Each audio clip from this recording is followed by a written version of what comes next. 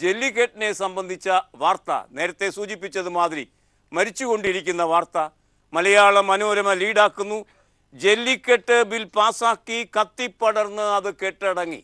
കത്തിപ്പടർന്ന് സംസ്ഥാനം മുഴുവൻ കത്തിപ്പടർന്ന് വലിയ ലഹളയിലേക്ക് എത്തിയതിന് ശേഷം കത്തി അമർന്നു എന്നാണ് വാർത്ത. തമിഴ്നാട്ടിലെങ്ങും പോലീസും സമരക്കാരും നേർക്കുനേർ.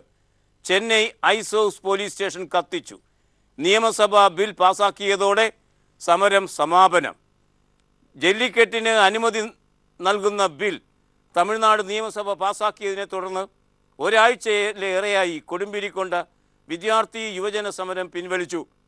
സമരകാലത്തെ ഏറ്റവും സ്ഫോടനാത്മകമായ മണിക്കൂറുകൾക്കാണ് ഇന്നലെ രാവിലെ മുതൽ ചെന്നൈയും മധുര ഉൾപ്പെടെയുള്ള തമിഴ്നാടിൻ്റെ മറ്റു ഭാഗങ്ങളും സാക്ഷ്യം വഹിച്ചത്. പുലർച്ചെ 6-ന് മറീന ബീച്ചിൽ നിന്ന് സമരക്കാരെ ബലം പ്രയോഗിച്ച് ഒഴിപ്പിച്ചതിനെ തുടർന്ന് വ്യാപക സംഘർഷമുണ്ടായി. കടലിൽ ചാടുമെന്ന് പറഞ്ഞ് ആയിരക്കണക്കിന് ആളുകൾ തീരത്തേക്ക് നീങ്ങിയതോടെയാണ് പോലീസ് താൽക്കാലികമായി പിന്മാറിയത്. ഇതിനിടെ ഒരു സംഘം മറീനയ്ക്കടുത്തുള്ള ഐസ് ഹൗസ് പോലീസ് സ്റ്റേഷന് തീയിട്ടു. ഒട്ടേറെ വാഹനങ്ങൾ കത്തിനശിച്ചു. സമീപ മേഖലകളിലും വ്യാപക ആക്രമണമുണ്ടായി. കല്ലേറിലും ലാത്തിച്ചാർജിലും 22 പോലീസുകാർ ഉൾപ്പെടെ 60-ലേറെ പേർക്ക് പരിക്കേറ്റു. അത് ഇന്നലെ മാത്രം. ജല്ലിക്കെട്ടുമായി ബന്ധിപ്പിച്ച സംഭവം അതല്ല. അപ്പോൾ ധാരാളം ആൾക്കാർക്ക് പരിക്കേൽക്കുകയും 3ഓളം ആളുകൾ വധിക്കപ്പെടുകയും ചെയ്യുന്ന ജല്ലിക്കെട്ട് പൂർവാധികം ഭംഗിയായി ചീഫ് മിനിസ്റ്ററുടെ, മുഖ്യമന്ത്രിയുടെ ആഭിമുഖ്യത്തിൽ തന്നെ അവിടെ സംഘടിപ്പിക്കപ്പെട്ടു എന്നാണ് ഈ വാർത്ത നമ്മോട് പറയുന്നത്. ഇനി ജന്മഭൂമി ഈ വാർത്ത ലീഡ് വാർത്തയൊക്കെ ആക്കിയിട്ടുണ്ട്. ലീഡ് വാർത്തയാക്കുമ്പോൾ ജന്മഭൂമി പറയുന്നത് തമിഴ്നാട്ടിൽ കലാപം എന്നാണ്. കലാപം പൊട്ടിപ്പുറപ്പെട്ടിരിക്കുന്നു ജല്ലിക്കെട്ടുമായി ബന്ധിപ്പിച്ച് എന്ന നിലയ്ക്ക് നോക്കിക്കാണാനാണ് ജന്മഭൂമി ആഗ്രഹിക്കുന്നത്. പോലീസ് സ്റ്റേഷനും 50 ബൈക്കുകളും കത്തിച്ചു. പോലീസുകാരടക്കം നിരവധി പേർക്ക് പരിക്ക്. മധുരയിലും കോയമ്പത്തൂരിലും സംഘർഷം. പോലീസ് നടപടിയിൽ കോടതി ഇടപെട്ടില്ല. നിയമസഭാ നിയമം പാസാക്കി 25 പേരെ അറസ്റ്റ് ചെയ്തിട്ടുണ്ട്. തമിഴ്നാട്ടിലെ ജല്ലിക്കെട്ട് സമരം കലാപമായി. ചെന്നൈ മറീന ബീച്ചിലെ പ്രതിഷേധക്കാരെ ഒഴിപ്പിക്കാൻ പോലീസ് നടത്തിയ ശ്രമം സംഘർഷത്തിൽ കലാശിച്ചു. ഈ സമരത്തിനു പിന്നിൽ രാജ്യവിരുദ്ധർ ഉണ്ടായിരുന്നു എന്നാണ് ജന്മഭൂമിയുടെ 1-ാം പേജിലെ മറ്റൊരു നിരീക്ഷണം. ആ വാർത്ത കാണുക. സമരത്തിനു പിന്നിൽ രാജ്യവിരുദ്ധർ എന്നാണ് പോലീസുകാർ പറയുന്നത്. ജല്ലിക്കെട്ടുമായി ബന്ധപ്പെട്ട സമരത്തിന് പിന്നിൽ CPI ML പോലുള്ള തീവ്രവാദ ഇടതുപക്ഷ സംഘടനകളുണ്ട് എന്ന് തമിഴ്നാട് പോലീസ്. ബിൽ വന്ന ശേഷവും സമരം തുടരുന്നത് എന്തിനാണെന്ന ചോദ്യത്തോട് പല സമരക്കാരും കൃത്യമായി ഉത്തരം പറഞ്ഞില്ല. അവരിൽ നിന്ന് വിവരങ്ങൾ ശേഖരിച്ചു തുടങ്ങിയതോടെയാണ് ഇവർ Puthiya Jananayakam, CPI ML, revolutionary youth front of India തുടങ്ങിയ സംഘടനകളുടെ പ്രവർത്തകരാണെന്ന് വെളിവാക്കപ്പെട്ടത്. മൈക്കും മറ്റടിസ്ഥാന സൗകര്യങ്ങളും ഒരുക്കി നൽകിയതാര് എന്ന് പോലീസ് ചോദിച്ചു. ഇതിനും കൃത്യമായി ഉത്തരം നൽകാൻ കഴിഞ്ഞില്ല. അങ്ങനെ രാജ്യവിരുദ്ധരാണ് ഈ കലാപത്തിന് പിന്നിൽ എന്ന് വരുത്തി തീർക്കാനുള്ള ശ്രമവും ഏതായാലും ജന്മഭൂമി നടത്തിയിരിക്കുന്നു. അങ്ങനെ ഒരു വലിയ കലാപത്തിൽ അവസാനിച്ചിരിക്കുന്നു ജല്ലിക്കെട്ട് എന്ന സത്യത്തിൽ ഒരു പഴയ ആചാരമാണെങ്കിലും ആധുനികമായ വീക്ഷണത്തിൻ്റെ അടിസ്ഥാനത്തിൽ പ്രാകൃതം എന്ന് വിശേഷിപ്പിക്കാവുന്ന ആ ആചാരം. ഇന്ന് മലയാള മനോരമയുടെ 1-ാം പേജ് ഒരു നല്ല വാർത്ത നമുക്ക് എത്തിച്ചു തരുന്നു. ഹോട്ടൽ മുറി എടുത്ത് താമസിക്കാൻ പണമില്ലാത്തത് കൊണ്ട് രാത്രികാലങ്ങളിൽ റെയിൽവേ സ്റ്റേഷനും കലോത്സവ വേദിയും അഭയമാക്കി മാറ്റിയ സൗപർണികയ്ക്ക് വീട് വെച്ച് കൊടുക്കുന്നു. വീട് വെച്ച് കൊടുക്കുന്നത് സത്യസായി ഓർഫനേജ് ട്രസ്റ്റാണ്. അതേ സംബന്ധിച്ച വാർത്ത മലയാള മനോരമ 1-ാം പുറത്ത് തന്നിരിക്കുന്നു. സൗപർണിക്ക് പാർക്കാനൊരു വീട് പോലുമില്ല എന്ന വാർത്ത ഇതിനു മുമ്പ് വന്നിരുന്നു. അവർ 1-ാമതായി ജയിച്ചു കയറിയതിൻ്റെ പശ്ചാത്തലത്തിലാണ് സത്യസായി ഓർഫനേജ് ട്രസ്റ്റ് ഇത് നടത്തുന്നത്. ആ വാർത്ത സചിത്രമായി തന്നെ നമുക്ക് തന്നിരിക്കുന്നു മനോരമ. അതിങ്ങനെയാണ്: സംസ്ഥാന സ്കൂൾ കലോത്സവ വേദിയിൽ അരങ്ങ് അഭയമാക്കിയ സൗപർണികയ്ക്ക് ശ്രീ സത്യസായി ഓർഫനേജ് ട്രസ്റ്റ് തണലൊരുക്കും.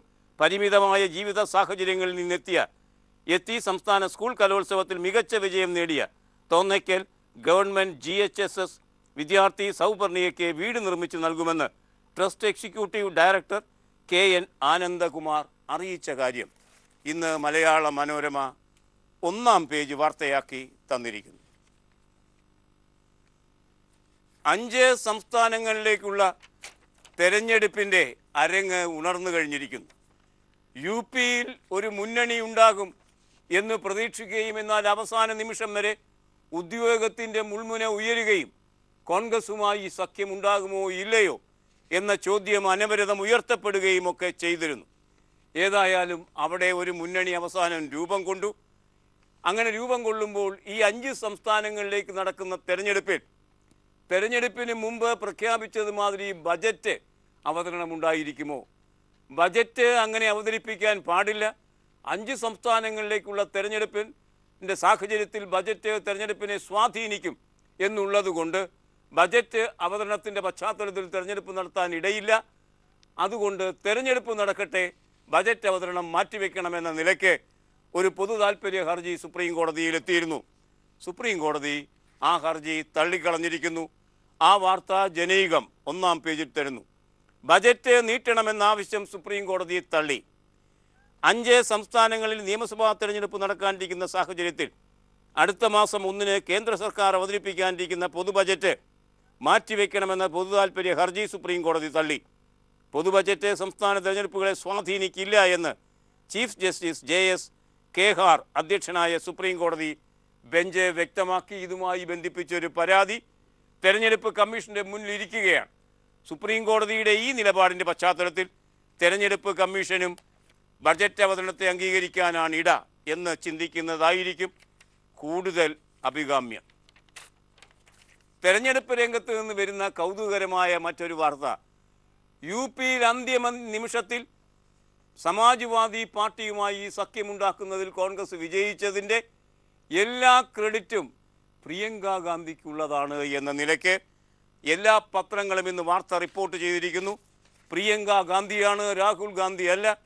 ഈ കാര്യത്തിൽ ചർച്ച ചെയ്ത് കാര്യങ്ങൾ പരിഹരിച്ചത് അഖിലേഷ് യാദവുമായി എന്ന വാർത്തയാണ് പത്രലോകം തരുന്നത്. അങ്ങനെ UP-യിലെ ഈ തെരഞ്ഞെടുപ്പിൻ്റെ പശ്ചാത്തലത്തിൽ കോൺഗ്രസിന് നെഹ്റു കുടുംബത്തിൽ നിന്ന് പുതിയൊരു താരോദയം ഉറപ്പായും ഉണ്ടായിരിക്കുന്നു. സോണിയാഗാന്ധിക്കും അതുപോലെ തന്നെ രാഹുൽ ഗാന്ധിക്കും പഴയ സ്വീകാര്യത ലഭിക്കില്ല എന്ന് മനസ്സിലാക്കിയതിൻ്റെ പശ്ചാത്തലത്തിൽ പുതിയൊരു നേതൃമുഖം, നേതൃബിംബം ആവശ്യമായിരിക്കുന്നു കോൺഗ്രസ്സിന്. നെഹ്റു കുടുംബത്തിൽ നിന്ന് ഇന്ദിരാഗാന്ധിയെ അനുസ്മരിപ്പിക്കുന്ന പ്രിയങ്കയിൽ അഭയം തേടുകയാണ് കോൺഗ്രസ് എന്ന മഹാപ്രസ്ഥാനം. ആ അവസ്ഥ UP-യിലാണ് ഉദ്ഘാടനം ചെയ്യപ്പെട്ടിരിക്കുന്നത്. വാർത്ത എല്ലാ പത്രങ്ങളും തരുന്നു. സിറാജ് എന്ന പത്രം അത് ദേശീയം പേജിൽ തന്നിരിക്കുന്നത് കാണുക. തന്ത്രങ്ങളുമായി UP-യിൽ പ്രിയങ്കയുടെ അരങ്ങേറ്റം. ഇന്ത്യൻ രാഷ്ട്രീയത്തിലെ ഉരുക്കുവനിതയായ വല്യമ്മയും അമ്മയും സഹോദരനുമെല്ലാം തെരഞ്ഞെടുപ്പ് രാഷ്ട്രീയത്തിലേക്ക് ഇറങ്ങിയ ഉത്തർപ്രദേശിൽ നിന്ന് ഗാന്ധി കുടുംബാംഗം പ്രിയങ്കയുടെ രംഗപ്രവേശം. സഖ്യകക്ഷിയായ SP-യിൽ നിന്ന് അനുനയനത്തിലൂടെ പ്രതീക്ഷിച്ചതിലും കൂടുതൽ സീറ്റുകൾ വാങ്ങിയെടുക്കാനായത് ഇന്ദിരാഗാന്ധിയുടെ പിൻഗാമിയായി വാഴ്ത്തപ്പെടുന്ന പ്രിയങ്ക ഗാന്ധിക്കാണ് എന്നും ഈ വാർത്ത പറയുന്നു. പഞ്ചാബിലും തെരഞ്ഞെടുപ്പ് നടക്കുകയാണ്. പഞ്ചാബിൽ BJP ഭരിച്ചുകൊണ്ടിരിക്കുന്ന സംസ്ഥാനമാണ്. ആ ഭരണം തുടർന്നും ഐക്യമുന്നണി ഭരണം തുടർന്നും നിലനിർത്തണം എന്ന് BJPക്ക് ആഗ്രഹമുണ്ട്. BJPയുടെ സ്ഥാനാർത്ഥികൾ പക്ഷേ ഈ നോട്ട് നിരോധനത്തിൻ്റെ കാര്യത്തിൽ പ്രതിരോധത്തിലെത്തിയിരിക്കുകയാണ്. ആ പ്രതിരോധം എങ്ങനെയാണ് മറികടക്കാനാവുക? പല കാര്യങ്ങൾ അവർ ആലോചിച്ചു നോക്കി.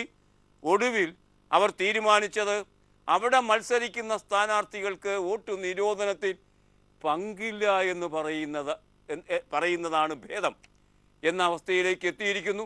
തള്ളിപ്പറയുന്നില്ല, പക്ഷേ മോദിയാണ് അതൊക്കെ നടപ്പാക്കിയത്, ഞങ്ങൾക്കാർക്കും ഈ കാര്യത്തിൽ പങ്കില്ല എന്ന് പറയുന്ന അവസ്ഥയിലേക്ക് പഞ്ചാബിൽ BJP എത്തിയിരിക്കുന്ന വാർത്തയും സിറാജ് അതേ പേജിൽ തരുന്നു കാണുക.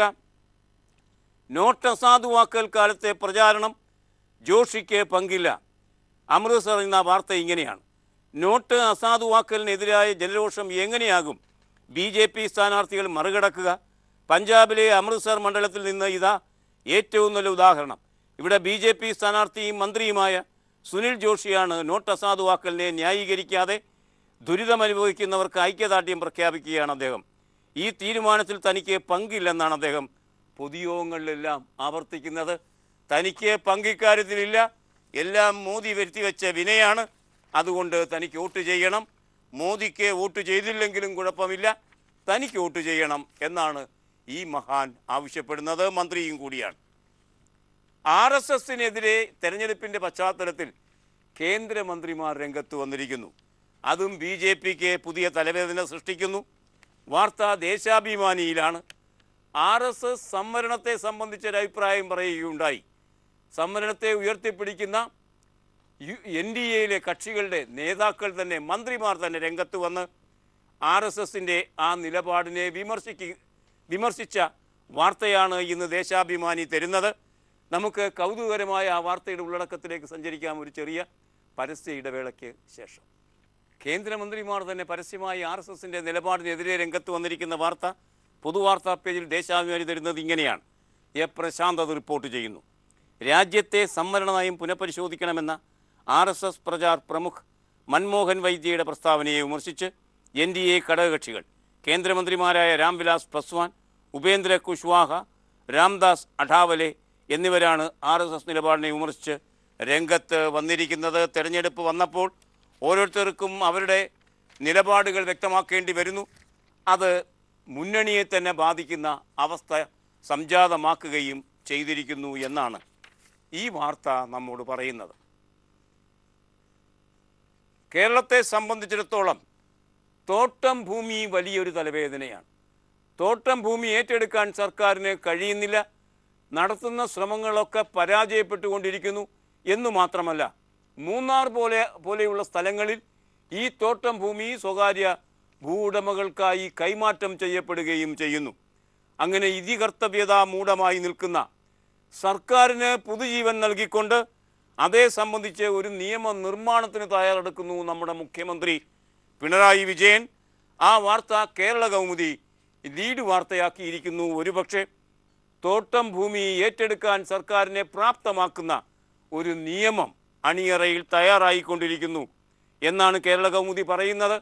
ആ നിയമമാകട്ടെ ശ്രീലങ്കൻ മാതൃകയിലുള്ളൊരു നിയമവുമായിരിക്കും എന്നുകൂടി കേരള കൗമുദി പറയുന്നു. വാർത്ത ഇപ്രകാരമാണ്. കേരള കൗമുദിയുടെ ലീഡ് വാർത്ത: തോട്ടം ഭൂമി പിടിക്കാൻ ശ്രീലങ്കൻ മാതൃക വരും എന്നാണ് അതിന് നൽകിയിരിക്കുന്ന ശീർഷകം. പുതിയ ഭൂപരിഷ്കരണ നിയമനിർമ്മാണം മുഖ്യമന്ത്രിയുടെ ഇടപെടലിനെ തുടർന്ന് തോട്ടമുടമകൾക്ക് കോടതിയിൽ പോകാനാകില്ല. പുതിയ നിയമം വരുമ്പോൾ പുതിയ വിമോചന സമരത്തിന് തന്നെ അതുവഴി കളമൊരുങ്ങാം. കാര്യം തോട്ടം ഉടമകൾ വെറുതെ അടങ്ങിയിരിക്കില്ല. പുതിയ വിമോചന സമരത്തിന് അവർ വഴിവെച്ചേക്കുമെന്ന് കൂടി നിരീക്ഷിക്കുന്നു കേരള കൗമുദി. വാർത്ത ഇപ്രകാരം KP കൈലാസ് നാഥ് തിരുവനന്തപുരത്ത് നിന്ന് റിപ്പോർട്ട് ചെയ്യുന്നു. സംസ്ഥാനത്ത് വീണ്ടും ഒരു വിമോചന സമരം തന്നെ ക്ഷണിച്ചു വരുത്താവുന്ന പുതിയ ഭൂപരിഷ്കരണ നിയമനിർമ്മാണത്തിന് ഇടത് സർക്കാർ നീക്കം തുടങ്ങി. മുഖ്യമന്ത്രി പിണറായി വിജയൻ്റെ ഇടപെടലിനെ തുടർന്നാണിത്. വൻകിട തോട്ടം മുതലാളിമാരുടെ പക്കലുള്ള 5 ലക്ഷത്തിലധികം ഏക്കർ തോട്ടഭൂമി തിരിച്ചു പിടിക്കുന്നതിന് ശ്രീലങ്കൻ മാതൃകയിൽ നിയമനിർമ്മാണം നടത്താനാണ് മുഖ്യമന്ത്രിയുടെ നിർദ്ദേശം. റവന്യൂ വകുപ്പ് ആദ്യം രൂപം നൽകിയ കരട് നിയമത്തിൻ്റെ മാതൃക തള്ളിക്കളഞ്ഞുകൊണ്ടാണ് മുഖ്യമന്ത്രി ഈ ഇടപെടൽ ഇക്കാര്യത്തിൽ നടത്തിയിരിക്കുന്നത് എന്ന് മറ്റാരും റിപ്പോർട്ട് ചെയ്തിട്ടില്ലാത്ത ഈ വാർത്ത കേരള കൗമുദി ലീഡ് വാർത്തയാക്കിയിരിക്കുന്നു. ഇന്ന് കൽക്കരിപ്പാടം അഴിമതിയാണ് വലിയൊരളവോളം രണ്ടാം UPA സർക്കാരിൻ്റെ ശവക്കുഴി തോണ്ടിയത്. ഒരുപക്ഷെ നരേന്ദ്രമോദിയെ പ്രധാനമന്ത്രി സ്ഥാനത്തേക്ക് ഉയർത്തിക്കൊണ്ടുവന്നത് ഈ കൽക്കരിപ്പാടം അഴിമതി അടക്കമുള്ള അഴിമതികളായിരുന്നുവെന്ന് നമുക്കറിയാം. ഏതായാലും സർക്കാരിൻ്റെ ആഭിമുഖ്യത്തിൽ നടന്ന ബ്രഹ്മാണ്ഡ അഴിമതി, അതേ സംബന്ധിച്ച് ഒരു കൗതുകരമായ വാർത്ത ഇന്ന് പത്രലോകം തരുന്നത്, ആ കേസ് അന്വേഷിച്ച CBIയുടെ മുൻ ഡയറക്ടർക്കെതിരെ അന്വേഷണം വരുന്നു. കിടുവ പിടിച്ചു എന്ന് പറഞ്ഞ മാതിരിയാണ് വാർത്ത. സിറാജ് എന്ന പത്രം 1-ാം പേജിൽ പ്രാധാന്യത്തോടെ ആ വാർത്ത തരുന്നു. എല്ലാ പത്രങ്ങളും ആ വാർത്ത തന്നിരിക്കുന്നു. കൽക്കരിപ്പാടം അഴിമതി, CBI മുൻ ഡയറക്ടർക്കെതിരെ അന്വേഷണം വരുന്നു എന്നാണ് വാർത്ത. കേസ് അട്ടിമറിക്കാൻ ശ്രമിച്ചതായി പ്രഥമദൃഷ്ട്യാ ബോധ്യപ്പെട്ടു. പ്രത്യേക അന്വേഷണ സംഘം രൂപവൽക്കരിക്കും. കാസിം എ ഖാദറാണ് ദില്ലിയിൽ നിന്ന് റിപ്പോർട്ട് ചെയ്യുന്നത്. കൽക്കരിപ്പാടം അഴിമതി കേസിൽ CBI മുൻ ഡയറക്ടർ രഞ്ജിത്ത് സിൻഹയ്ക്കെതിരെ അന്വേഷണം നടത്താൻ സുപ്രീം കോടതിയുടെ നിർദ്ദേശം. കേസ് അട്ടിമറിക്കാൻ സിൻഹ ശ്രമിച്ചുവെന്ന് ചൂണ്ടിക്കാട്ടിയ സുപ്രീം കോടതി ഇക്കാര്യം പ്രത്യേക സമിതിയുടെ റിപ്പോർട്ടിൻ്റെ അടിസ്ഥാനത്തിൽ പ്രഥമ ദൃഷ്ട്യാ ബോധ്യപ്പെട്ടതിനാലാണ് അന്വേഷണം എന്ന് വ്യക്തമാക്കിയിരിക്കുന്നു. അന്വേഷണം നേരിടുന്ന കമ്പനികളുടെ മേധാവികളുമായി രഞ്ജിത്ത് സിൻഹ ഔദ്യോഗിക വസതിയിൽ വെച്ച് കൂടിക്കാഴ്ച നടത്തി, അത് കണ്ടെത്തി, അത് തെളിയിക്കപ്പെട്ടിരിക്കുന്നു. ഈ പശ്ചാത്തലത്തിലാണ് കൂടുതൽ അന്വേഷണം, കോടതിയുടെ നിരീക്ഷണത്തിലാണ് അന്വേഷണം നടക്കുന്നത് എന്നും ഈ വാർത്ത നമ്മോട് പറയുന്നു. സ്വാശ്രയ വിദ്യാഭ്യാസ രംഗത്തെ സംബന്ധിച്ച് അതിനെ കേരളത്തിൻ്റെ വിദ്യാഭ്യാസ രംഗത്തേക്ക് അണിയിച്ചാനയിച്ച മുഖ്യമന്ത്രി എ കെ ആൻ്റണിയായിരുന്നു. 2 സ്വാശ്രയ കോളേജുകൾ സമം ഒരു ഗവൺമെൻറ് കോളേജ് എന്നാണ് അദ്ദേഹം അന്ന് അവതരിപ്പിച്ച ഒരു സമവാക്യം. ഏതായാലും ആ സ്വാശ്രയ കോളേജുകൾ പടർന്ന് പന്തലിച്ച് അഴിമതിയുടെ വലിയ ഒരു തണൽ മരമായി കേരളത്തിൽ മാറിയിരിക്കുന്നു. എല്ലാ അഴിമതിക്കാർക്കും തണൽ നൽകുന്ന മരമായി അതിവിടെ നിലനിൽക്കുന്നു. അതിൻ്റെ പേരിൽ എ കെ ആൻ്റണി എന്ന നിലയ്ക്ക് അതിനെ അണിയിച്ചാനയിച്ച ആൾ തന്നെ വലിയ പരിദേവനം നടത്തുന്നു. മാധ്യമം എന്ന പത്രം അത് 1-ാം പേജിൽ നമുക്ക് സചിത്ര വാർത്തയാക്കി തരുന്നു. ആൻ്റണിയുടെ ചിത്രമുള്ള ആ വാർത്ത ആൻ്റണിയുടെ ഒരു കുറ്റസമ്മതം കൂടിയായി മാറുന്നു. അതുകൊണ്ടാണ് അത് കൗതുകകരമായി തീരുന്നത്. ആ വാർത്തയുടെ വിശദാംശങ്ങളിലേക്ക് നമുക്ക് സഞ്ചരിക്കാം മറ്റൊരു ചെറിയ പരസ്യ ഇടവേളയ്ക്ക് ശേഷം. സ്വാശ്രയ വിദ്യാഭ്യാസ രംഗം അഴിമതിയുടെ ചെളിക്കുണ്ടായി എന്ന് ആൻ്റണി നിരീക്ഷിക്കുന്നു. കാണുക, സ്വാശ്രയം അഴിമതിയുടെ ചെളിക്കുണ്ടിൽ എ കെ ആൻ്റണി. സംസ്ഥാനത്ത് സ്വാശ്രയ വിദ്യാഭ്യാസ മേഖല അഴിമതിയുടെ ചെളിക്കുണ്ടായി മാറിയെന്ന് കോൺഗ്രസ് പ്രവർത്തക സമിതി അംഗം എ കെ ആൻ്റണി. വിദ്യാഭ്യാസ മേഖല ഒന്നടങ്കം കച്ചവടവൽക്കരിക്കപ്പെട്ടു. സ്വാശ്രയ രംഗത്തും എയ്ഡഡ് മേഖലയിലും വൻ അഴിമതിയാണ് നടക്കുന്നത്. ഈ സ്ഥാപനങ്ങളെ വിജിലൻസ് നിരീക്ഷിക്കണമെന്നും ആൻ്റണി ആവശ്യപ്പെട്ടു. ജില്ലാ കോൺഗ്രസ് കമ്മിറ്റി കൊച്ചിയിൽ സംഘടിപ്പിച്ച AC ജോസ് അനുസ്മരണം ഉദ്ഘാടനം ചെയ്യുകയായിരുന്നു അദ്ദേഹം. ആൻ്റണിയുടെ ഈ പ്രതികരണം ആൻ്റണി നിലനിർത്തിയിരിക്കുന്ന ആത്മവഞ്ചനയല്ലാതെ മറ്റൊന്നുമല്ല എന്ന് ദേശാഭിമാനി നിരീക്ഷിക്കുകയും ചെയ്തിരിക്കുന്നു. അരിവിഹിതം കേരളത്തിൽ കുറച്ചു. അതിൻ്റെ അടിസ്ഥാനത്തിൽ പൊതുമാർക്കറ്റിൽ, പൊതുകമ്പോളത്തിൽ അരിവില കുതിച്ചു കയറുകയും ചെയ്തു. റേഷൻ അരിവിഹിതം കുറച്ചത് പരിഹരിക്കാൻ ആയി മുഖ്യമന്ത്രി പിണറായി വിജയൻ കേന്ദ്രത്തെ സമീപിച്ചു. കേന്ദ്രത്തെ സമീപിക്കുക എന്നത് മാത്രമല്ല, പ്രധാനമന്ത്രിയെ തന്നെ കാണുകയും ചെയ്തു. അതിൻ്റെ ഒരു അനന്തരഫലം ദേശാഭിമാനി ഇന്ന് ലീഡാക്കിയിരിക്കുന്നു. അരിവിഹിതം പുനഃസ്ഥാപിക്കൽ അത് പരിഗണിക്കും എന്നാണ് കേന്ദ്രത്തിൻ്റെ നിലപാട്. അധിക ഭക്ഷ്യധാന്യ വിഹിത വില ഉൾപ്പെടെയുള്ള കാര്യങ്ങളിൽ ചർച്ച നടത്താമെന്ന് മുഖ്യമന്ത്രിക്ക് കേന്ദ്രത്തിൻ്റെ ഉറപ്പ്. കേരളത്തിന് അനുവദിച്ചു വരുന്ന 2 ലക്ഷം ടൺ അരി, 2 ലക്ഷം ടൺ അധിക ധാന്യ വിഹിതം പുനഃസ്ഥാപിക്കണമെന്ന കേരളത്തിൻ്റെ ആവശ്യം പരിഗണിക്കുമെന്ന് കേന്ദ്രം. പ്രധാനമന്ത്രി നരേന്ദ്രമോദിയെ സന്ദർശിച്ച മുഖ്യമന്ത്രി പിണറായി വിജയനോടാണ് ഇക്കാര്യം അറിയിച്ചത്. അധിക ഭക്ഷ്യധാന്യ വിഹിതത്തിൻ്റെ വില ഉൾപ്പെടെയുള്ള കാര്യങ്ങളിൽ തീരുമാനത്തിലെത്താൻ കേരളവുമായി കൂടുതൽ ചർച്ച നടത്തുമെന്ന് കേന്ദ്ര ഭക്ഷ്യ പൊതുവിതരണ മന്ത്രി രാംവിലാസ് പസ്വാനും മുഖ്യമന്ത്രിക്ക് ഉറപ്പു നൽകി.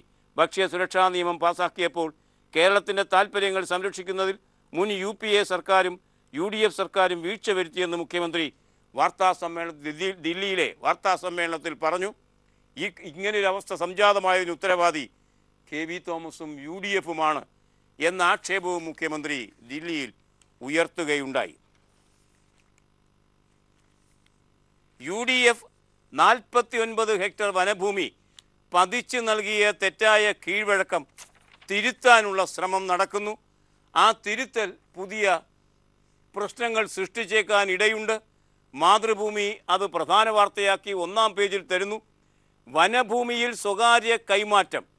ഏറ്റെടുത്ത 49 ഹെക്ടർ പരിസ്ഥിതി ദുർബല ഭൂമി സ്വകാര്യ വ്യക്തികൾക്ക് കൈമാറ്റം ചെയ്തിരിക്കുന്നു. എങ്ങനെ അത് തിരിച്ചു പിടിക്കാം എന്നാണ് കേരളം ഇപ്പോൾ ആലോചിക്കുന്നത്. MP സൂര്യദാസ് ആ വാർത്ത ഇങ്ങനെ തരുന്നു. പരിസ്ഥിതി ദുർബല പ്രദേശമെന്ന് കണ്ടെത്തി 15 വർഷം മുമ്പ് സർക്കാർ ഏറ്റെടുത്ത 49 ഹെക്ടർ വനഭൂമി സ്വകാര്യ വ്യക്തികൾക്ക് തിരിച്ചു നൽകി. വനം പ്രിൻസിപ്പൽ ചീഫ് കൺസർവേറ്ററായിരുന്ന IG ടെഗ്ഗിയാണ് അപ്പീൽ സമിതിയുടെ റിപ്പോർട്ട് മറികടന്ന് ഭൂമി തിരിച്ചു നൽകിയത്.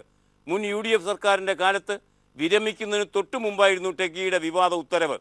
സമാന രീതിയിൽ ഏറ്റെടുത്ത ഭൂമി തിരിച്ചിടണമെന്നാവശ്യപ്പെട്ട് കൂടുതൽ പേർ രംഗത്തെത്തിയതോടെ വിവാദ നടപടി പരിശോധിക്കാൻ LDF സർക്കാർ അഡ്വക്കേറ്റ് ജനറലിൻ്റെ നിയമോപദേശം തേടിയതായാണ് സൂചന. 12,000 ഹെക്ടറോളമാണ് സർക്കാർ ഏറ്റെടുത്തിട്ടുള്ളത് എന്നും ഈ വാർത്ത നമ്മോട് പറയുന്നു. തെലുങ്കാന സംസ്ഥാനം രൂപീകരിക്കപ്പെട്ടു. ഇനി ദൈവത്തിനുള്ളത്, ദൈവത്തിൻ്റെ പങ്ക് ദൈവത്തിന് നൽകുന്നു. ആ വാർത്ത ഇന്ന് പൊതുവൃത്താന്തം പേജിൽ മംഗളം തരുന്നു, കാണുക. തിരുപ്പതി ക്ഷേത്രത്തിന് 5.5 കോടിയുടെ സ്വർണം സമർപ്പിക്കാൻ തെലുങ്കാന മുഖ്യമന്ത്രി. തിരുപ്പതി തിരുമല ക്ഷേത്രത്തിൽ 5.5 കോടി രൂപയുടെ സ്വർണ്ണാഭരണങ്ങൾ സമർപ്പിക്കാൻ ഒരുങ്ങി തെലുങ്കാന മുഖ്യമന്ത്രി കെ ചന്ദ്രശേഖർ റാവു. തെലുങ്കാന സംസ്ഥാനം യാഥാർത്ഥ്യമായതിൽ വെങ്കടേശ്വര ഭഗവാനോട് നന്ദി പ്രകടിപ്പിക്കുന്നതിൻ്റെ ഭാഗമായാണ് 5.5 കോടി രൂപയുടെ സ്വർണം നൽകുന്നത് ഭഗവാന് എന്നാണ് ഈ വാർത്ത നമ്മോട് പറയുന്നത്. രാജ്യത്തെ പകുതി അഭിഭാഷകരും വ്യാജന്മാരാണ് എന്ന് കോടതി തന്നെ പറഞ്ഞിരിക്കുന്നു. ആകെ 14 ലക്ഷം അഭിഭാഷകരുണ്ട്. അതിൽ 6.5 ലക്ഷം, ഏകദേശം പകുതിയോളം പേർ വ്യാജന്മാരാണ് എന്നാണ് അതേ സംബന്ധിച്ച് നടത്തിയ ഒരു പഠനം പറയുന്നത്. ഒരു തൊഴിൽ മേഖലയിലും ഇത്രത്തോളം 50% വ്യാജന്മാർ വിലസുന്ന ഒരവസ്ഥയുണ്ടാവില്ല. നിങ്ങൾ കണ്ടുമുട്ടുന്ന 2 വക്കീലന്മാരിൽ ഒരാൾ വ്യാജനാണ് എന്ന് ഉറപ്പ് എന്നാണ് പഠനം തെളിയിക്കുന്നത്. ആ വാർത്ത വീക്ഷണം എന്ന പത്രം 1-ാം പേജിൽ തരുന്നു. രാജ്യത്തെ അഭിഭാഷകരിൽ പകുതിയും വ്യാജന്മാർ. രാജ്യത്തെ അഭിഭാഷകരിൽ പകുതിയും വ്യാജന്മാരാണ് എന്ന് ബാർ കൗൺസിൽ ഓഫ് ഇന്ത്യ. ഇതടക്കമുള്ള കണ്ടെത്തലടങ്ങിയ റിപ്പോർട്ട് ബാർ കൗൺസിൽ സുപ്രീം കോടതി ചീഫ് ജസ്റ്റിസിനെ കൈമാറി കഴിഞ്ഞിരിക്കുന്നു എന്നാണ് ഈ വാർത്ത നമ്മോട് പറയുന്നത്. വക്കീലന്മാരെ സംബന്ധിച്ചിടത്തോളം അവരാണ് കോടതിയിൽ ഇപ്പോൾ പത്രക്കാരെ കയറ്റാതിരിക്കുന്നത്. അവരെ സംബന്ധിച്ചിടത്തോളം അങ്ങേയറ്റം കഷ്ടമാണ് ഈ വാർത്ത എന്ന് പറയാതെ വയ്യ. ഇനി ഇന്നത്തെ കാർട്ടൂൺ. തമിഴ്നാട്ടിലെ ജല്ലിക്കെട്ടുമായി ബന്ധിപ്പിച്ച ലഹള തൽക്കാലം ഒതുങ്ങി. ആദ്യം ഓർഡിനൻസിലൂടെ ജല്ലിക്കെട്ട് നടത്തി, പിന്നെ ആ ഓർഡിനൻസ് നിയമമാക്കുകയും ചെയ്തു. ഇനി ജല്ലിക്കെട്ട് ആർക്കും യഥേഷ്ടം നടത്താം സുപ്രീം കോടതി മറിച്ച് പറയുന്നത് വരെ. നമുക്ക് ഈ കാർട്ടൂൺ ഒന്ന് കാണാം. ഇതേ സംബന്ധിച്ചൊരു ബാക്കി പത്രമാണ്. മുക്രയിട്ട് വരുന്ന കാളയെ ബില്ലുകൊണ്ട് മുഖ്യമന്ത്രി പനിനീർ ശെൽവം നേരിട്ടു. അത് തൽക്കാലം തടയുകയും ചെയ്തു. പക്ഷേ ജയലളിതയുടെ ADMKയും അതിൻ്റെ ലെഗസിയും തകർച്ചയിൽ തന്നെയാണ് എന്ന് ഹിന്ദുവിലെ ഈ സുരേന്ദർ കാർട്ടൂൺ പറയുന്നു. തോറ്റത് AIADMK തന്നെയാണ് എന്നാണ് കാർട്ടൂണിസ്റ്റ് നിരീക്ഷിക്കുന്നത്. ഇനി ഇന്നത്തെ ചിത്രം. ആരെന്നോ ഏതെന്നോ തിരിച്ചറിയാതെ, ആര് നയിക്കുന്നു എന്ന് മനസ്സിലാക്കാതെ മരീന ബീച്ചിൽ ജനലക്ഷങ്ങൾ തടിച്ചുകൂടി. തുടർന്ന് തമിഴ്നാട് ഒരു ഓർഡിനൻസിനും ബില്ലിനും സാക്ഷ്യം വഹിക്കുകയും ചെയ്തു. ആ തടിച്ചുകൂടൽ ദൃശ്യം ഇതാ പത്രങ്ങൾ തരുന്നു. നമുക്ക് ഈ ചിത്രം കാണാം. ഇത് ഇന്നലെ മരീന ബീച്ചിൽ നിന്നുള്ള ദൃശ്യമാണ്. പോലീസിന് മുന്നിൽ കടലിൽ ചാടുമെന്ന് ഭീഷണിപ്പെടുത്തുന്ന പ്രക്ഷോഭകരുടെ ദൃശ്യം ദീപിക 1-ാം പുറത്ത് തന്നിരിക്കുന്നു. ഹിന്ദുവും സമാന ചിത്രം 1-ാം പുറത്ത് തന്നിട്ടുണ്ട്. ഈ ചിത്രത്തോടെ ഇന്നത്തെ വർത്തമാനം സമാപിക്കുകയാണ്. Nice day, good by.